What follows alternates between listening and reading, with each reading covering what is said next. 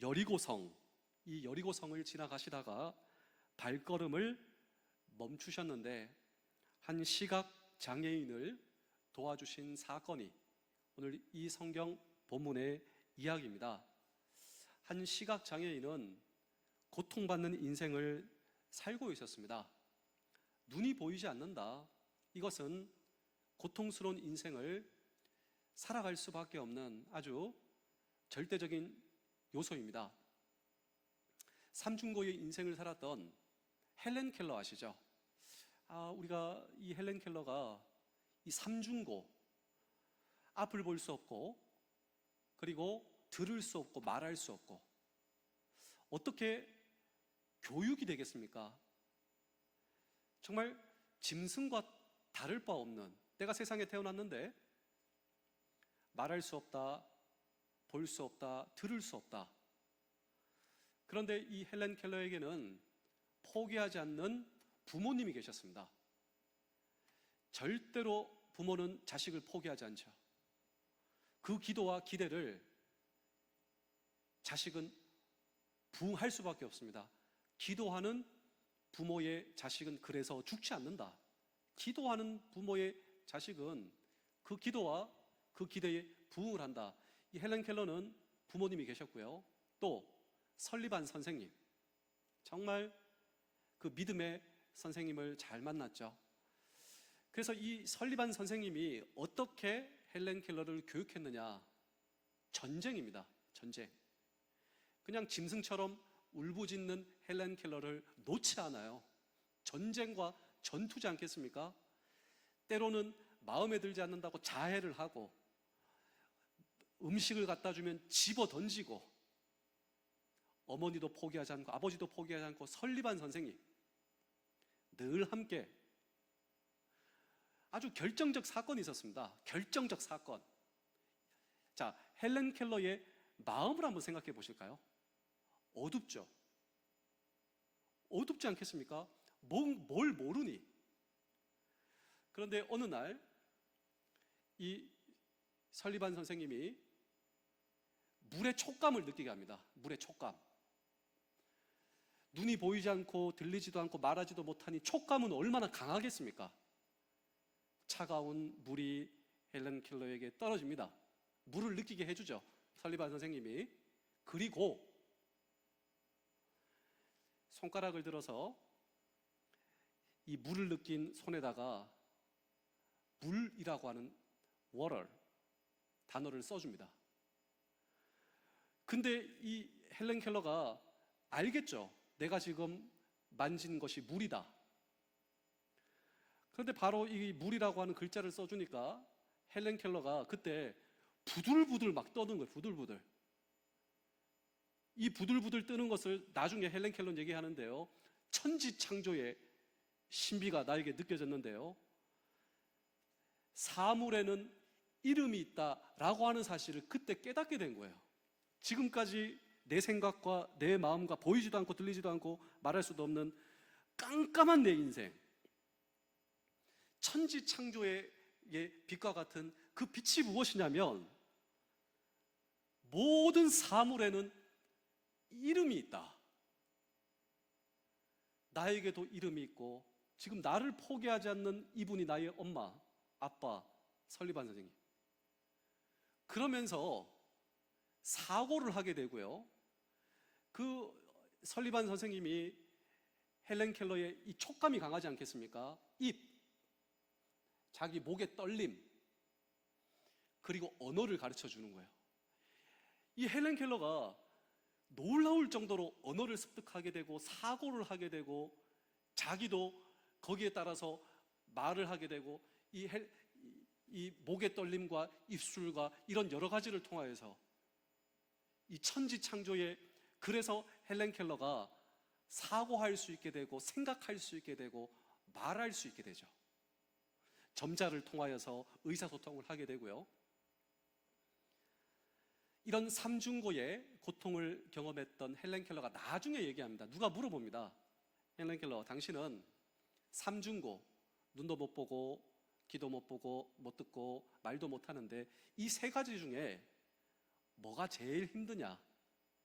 여러분 한번 생각해 보실까요? 뭐가 제일 힘들겠습니까? 내가 만약에 못 본다면, 들을 수 없다면, 말할 수 없다면, 제일 고통스러운 것, 헬렌 켈러가 얘기를 자기는 다 가지고 있으니 볼 수 없다는 것이 가장 힘듭니다. 그래서 아주 전 세계를 울리는 아주 이 헬렌 켈러의 가장 아름다운 수필, 그 제목이 내가 3일만 볼 수 있다면. 이게 그냥 나온 게 아니에요. 삼중고의 인생에서 가장 고통스러운, 하지만 이게 가장, 그래서 3일만 볼 수 있다면 그 3일 중에 누구냐면 아버지의 어머니 보고 싶다, 선생님도 보고 싶다, 해가 지는 저녁을 보고 싶고, 사람들이 하는 저기 그 쇼핑 스트리트에 가서 사람들도 보고 싶고, 이 모든 것, 내가 3일만 볼 수 있다면. 오늘 이 성경에 나오는 이 시각장애인은 정말 우리가 생각하는 그 이상의 고통의 세월을 살아왔음에 틀림없다라고 하는 것이죠. 고통받는 사람은 나 혼자다, 아무도 나에게 관심이 없다. 그런데 이것을 통하여 우리가 알 수 있는 이 성경의 진리가 있다면, 그런 시각장애인을 예수님께서 다 보고 계셨습니다. 이것을 통하여서 우리의 인생에도 면제되지 않는 고통의 문제, 우리가 잊어서는 안 되는데요, 내가 고통 가운데 있다면 이런 나를 누가 보고 계시다고요? 지금도 주님께서 나를 보고 계시고, 이런 나를 주님이 도우실 수 있다.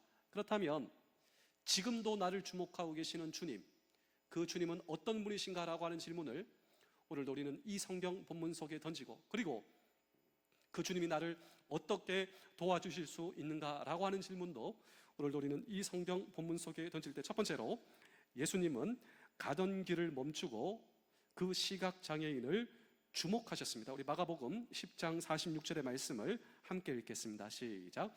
그들이 여리고에 이르렀더니 예수께서 제자들과 허다한 무리와 함께 여리고에서 나가실 때 디메오의 아들인 맹인거지 바디메오가 길가에 앉았다가, 자, 여기 보시면 시각장애인이 어느 날 우리 동네를 지나가시는 예수님의 소식을 시각장애인이 듣게 되었습니다. 그리고 소리를 지르기 시작하는데, 마가복음 10장 47절의 말씀도 읽겠습니다. 시작. 나사렛 예수시란 말을 듣고 소리질러 이르되 다윗의 자손 예수여 나를 불쌍히 여기소서 하거늘. 자, 예수님께서 지나가십니다. 그런데 이 시각장애인이 소리를 지르고 있습니다. 소리. 그런데 왜 소리를 질렀을까? 네, 이 시각장애인이 소리를 지르는 이유는 분명합니다. 왜 소리를 질렀는가? 예수님이 나를 도와주실 수 있다, 예수님 나를 도와주세요, 이러한 믿음으로 소리를 질렀다. 이 소리 지름, 이런 믿음으로 소리를 지르는 이것은 시각장애인의 기도 그 자체였다라고 하는 것입니다. 우리 사랑하는 성도 여러분, 장병 여러분, 군가족 여러분, 오늘 저와 여러분들은, 저도 마찬가지라고 생각합니다. 예수님께서 나를 도와주실 수 있다 라고 하는 믿음으로 소리를 지르는 것이 우리의 기도가 아닌가요? 예수님.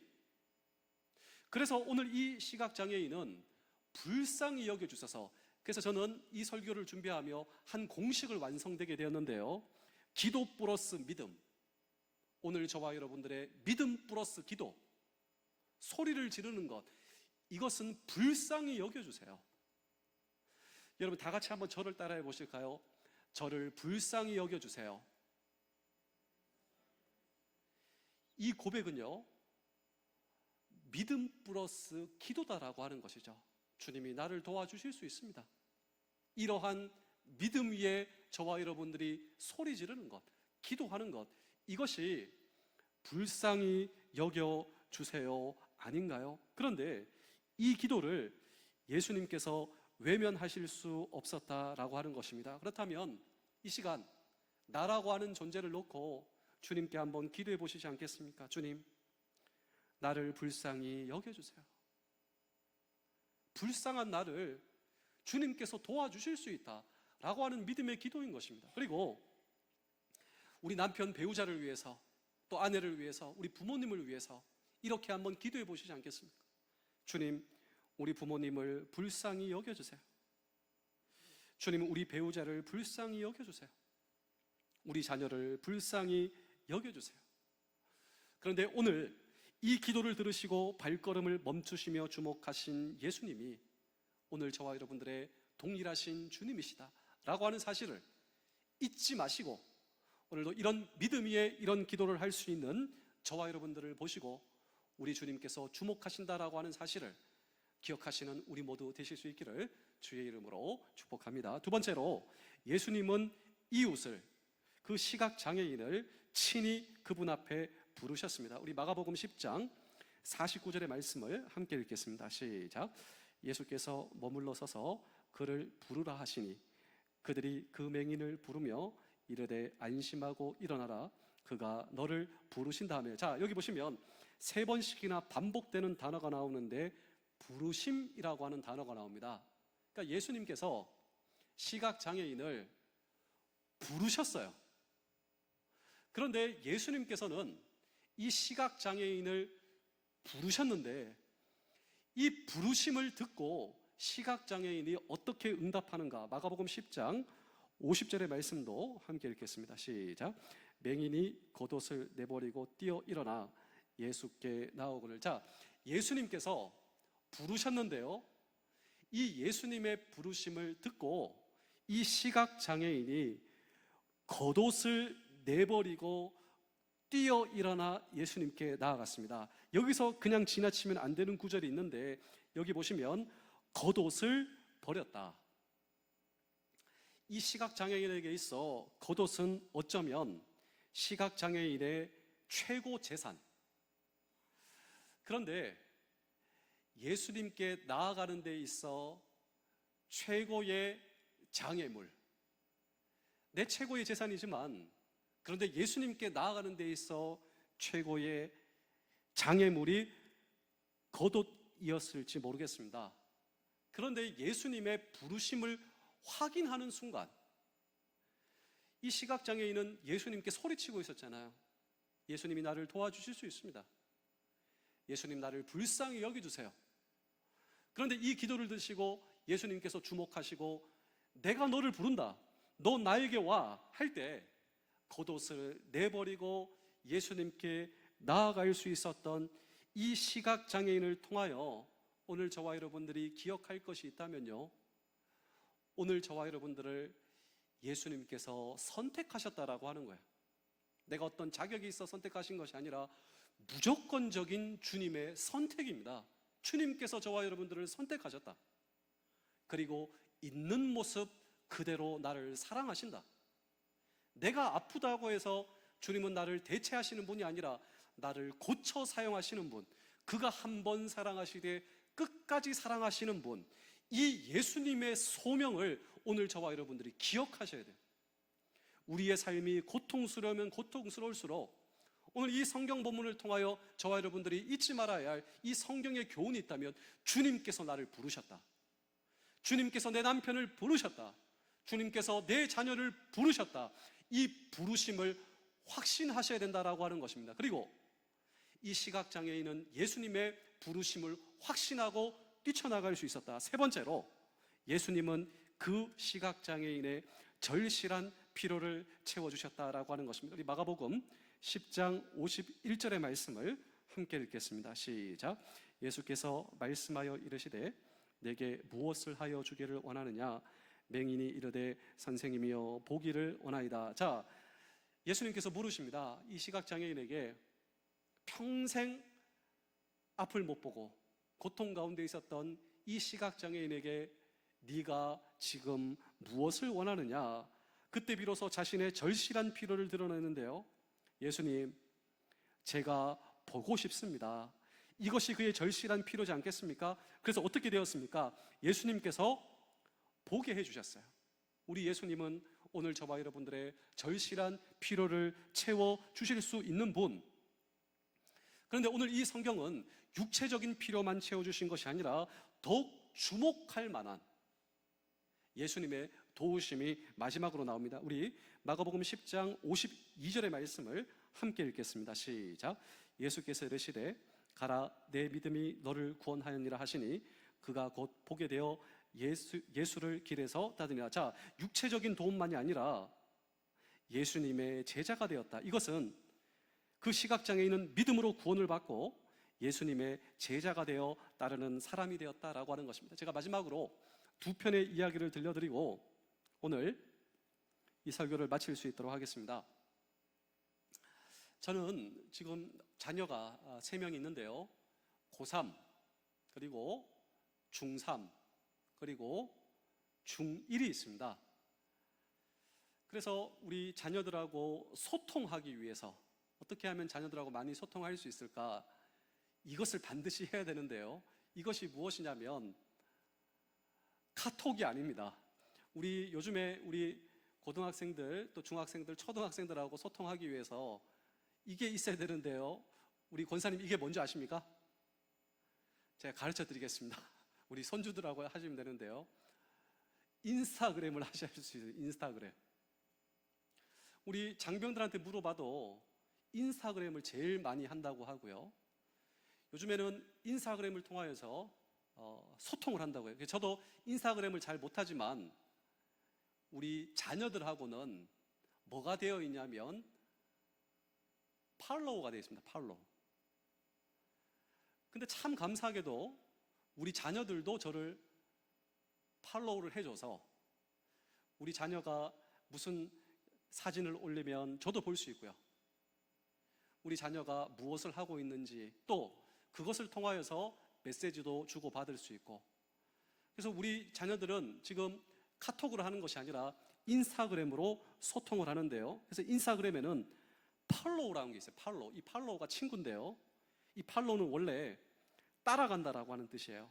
그 사람 하는 거, 그 사람 올리는 거 다 보여준다.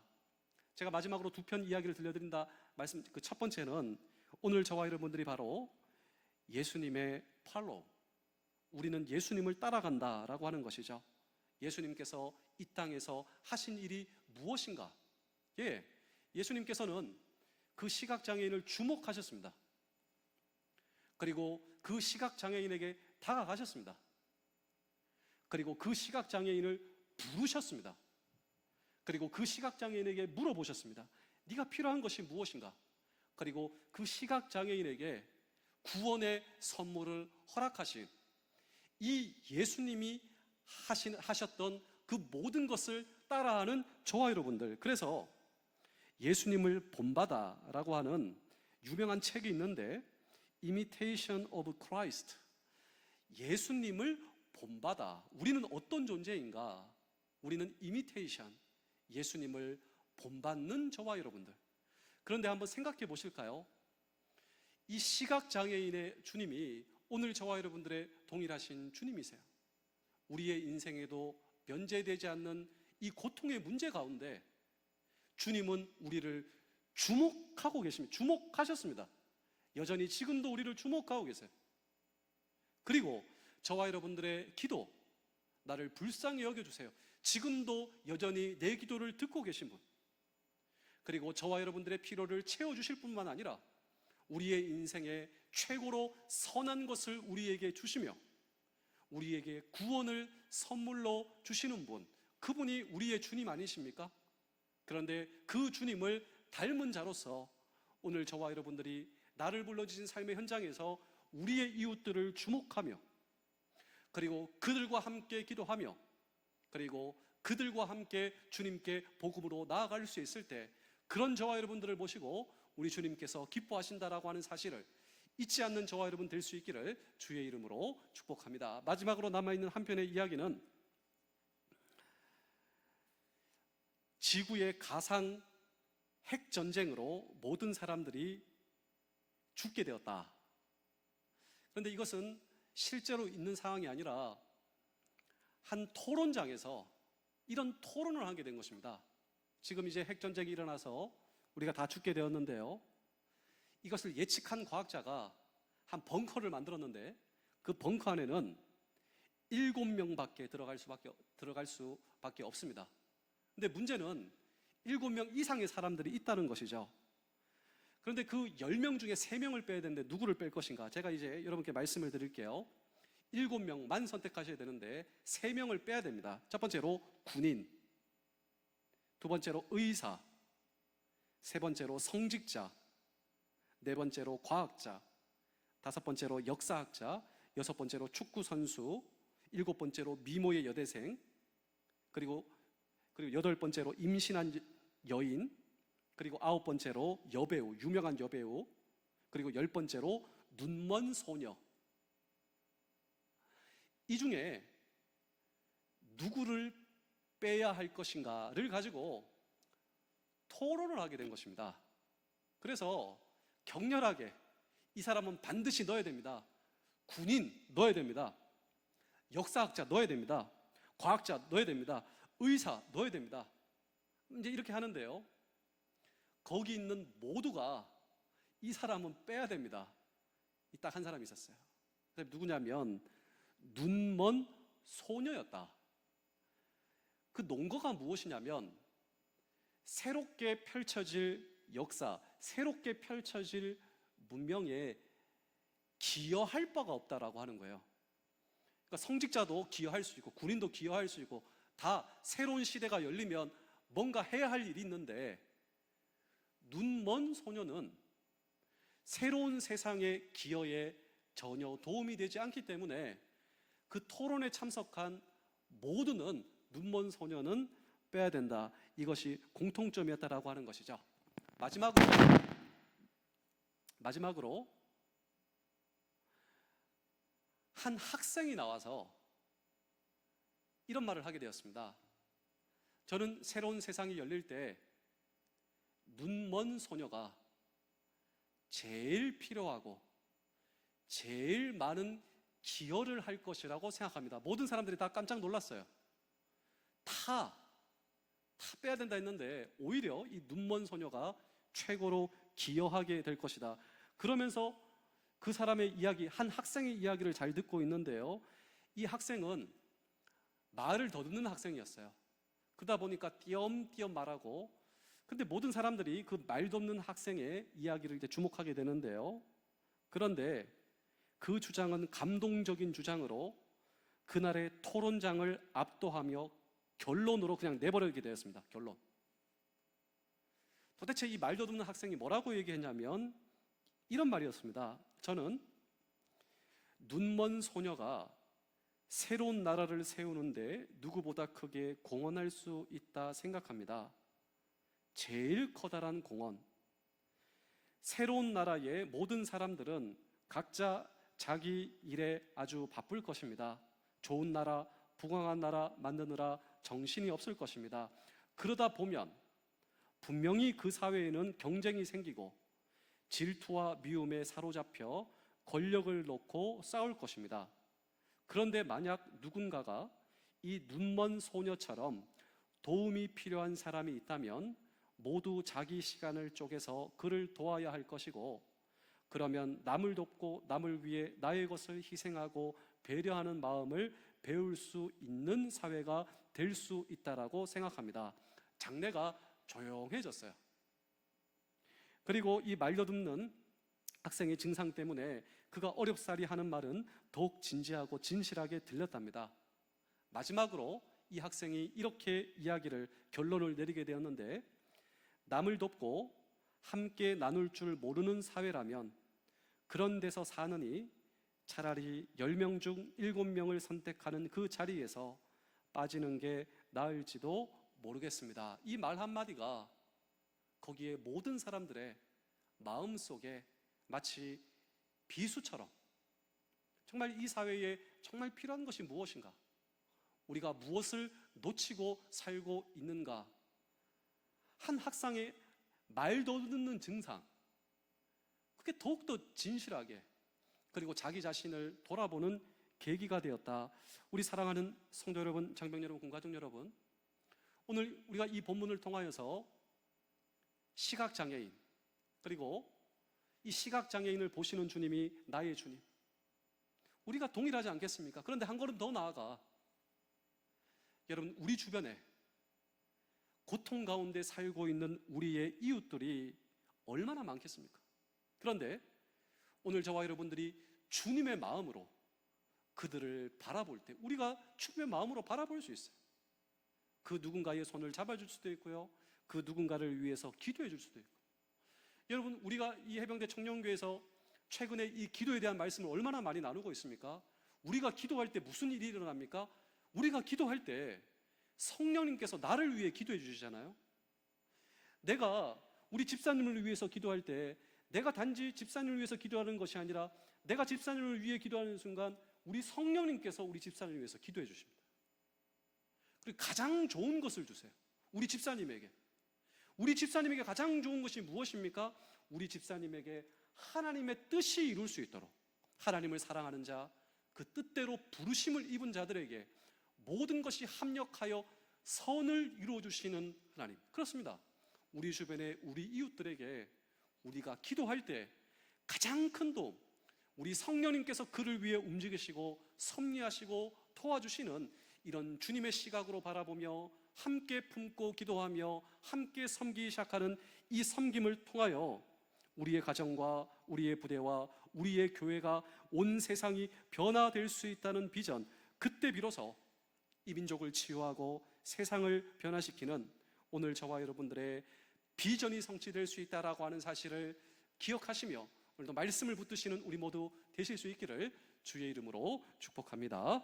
기도하겠습니다. 하나님 아버지, 오늘도 말씀을 통하여 우리가 하나님의 사랑을 입은 자로서 내가 아직도 살아가며 존재하며 이 땅의 삶을 영위하는 이유, 나보다 더 힘들고 연약한 이웃들의 손을 잡고 기도해주며 일으켜 세워가는 걸음걸음, 이것이 우리의 삶의 이유가 되도록, 우리의 비전과 소망이 되도록 도와주시사 오늘도 우리 해병대 청년교회를 섬기는 우리 모든 장병들과 군가족들을 주님께서 지켜보아 주시고 함께하여 주시고 그들의 손을 붙잡아 주시고 가정을 붙잡아 주시고 군생활을 붙들어 주시사 오늘도 하나님의 살아계심을 이번 한 주간도 증거하며 승리하는 우리 모두 될 수 있도록, 그리고 우리를 통하여 우리의 이웃들이 살아나는 놀라운 역사가 일어나는 한 주 될 수 있도록 주여 도와 주시옵소서. 감사드리오며 예수님의 이름으로 기도하옵나이다.